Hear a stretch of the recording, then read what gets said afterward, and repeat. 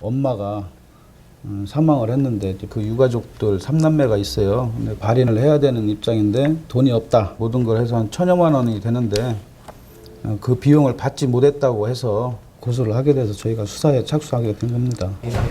비용은 물론 시신 관리까지 맡게 된 장례식장 측은 3남매를 고소하기에 이릅니다. 나도 뭐 이 생활을 오래 했는데 난 이런 거 처음 봐요. 지금으로부터 약 5개월 전 그날을 기억하고 있는 한 아주머니를 통해서 당시 장례 상황을 들을 수 있었습니다.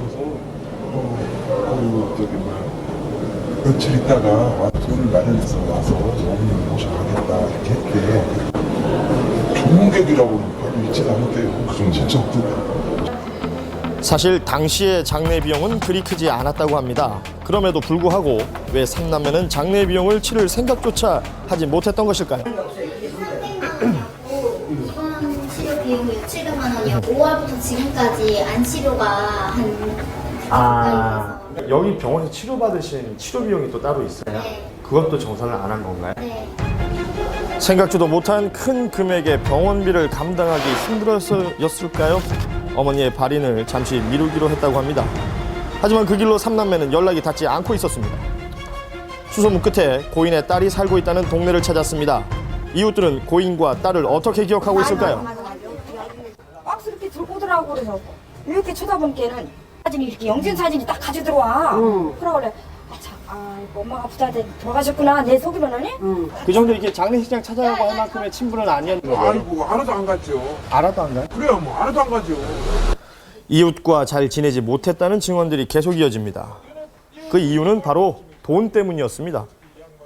전기세는 물론 집주인에게 내야 하는 각종 세금들도 차일피일 미루다 결국 갚지 못하고 있는 상황이었다고 합니다. 전기 사용 제한 공급 최종 안내. 어머니의 시신을 수습하라는 장례식장의 독촉이 시작된 뒤로는 아예 종적을 감췄다고 합니다.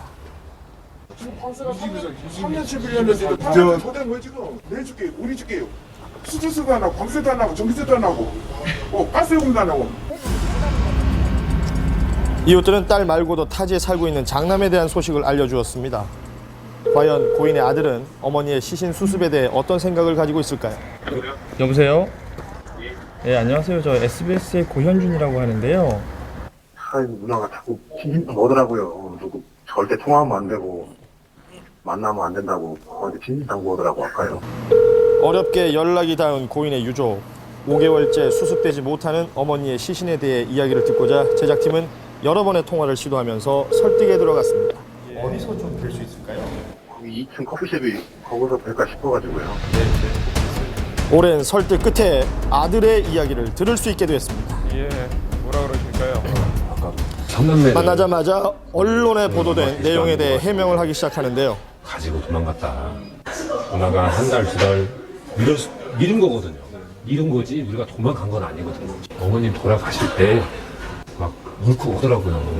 좀 잘해줄 걸. 뭐 용돈 5만 원 주는 거 10만 원 드릴 걸. 병원 한번 찾아라 볼 걸.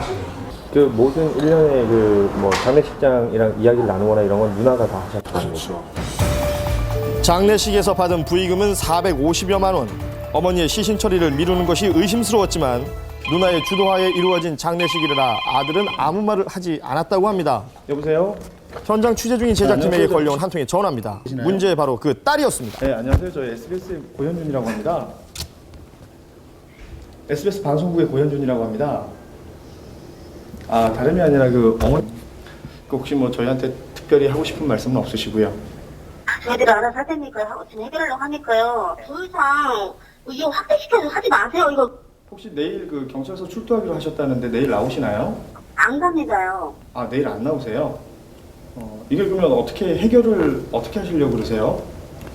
그것까지 제가 얘기를 해야 되나요? 전화 끊을게요. 결국 고인의 시신 처리에 대한 명확한 계획은 딸과 아들 그 누구에게도 듣지 못했습니다. 5월 5일 날 돌아가셨는데 지금은 살아계신 걸로 지금 나오고 있는 거죠. 제가 그렇게 알고 있습니다. 5달이 지났는데도 서류상으로는 살아계신 거군요. 장례식장에서 그 손을 떼다가 가야만 살아계시는 것 같은데.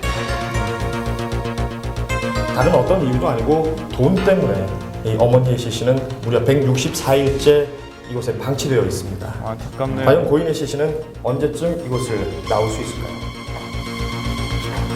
고인이 되었지만 사망 신고조차 못하는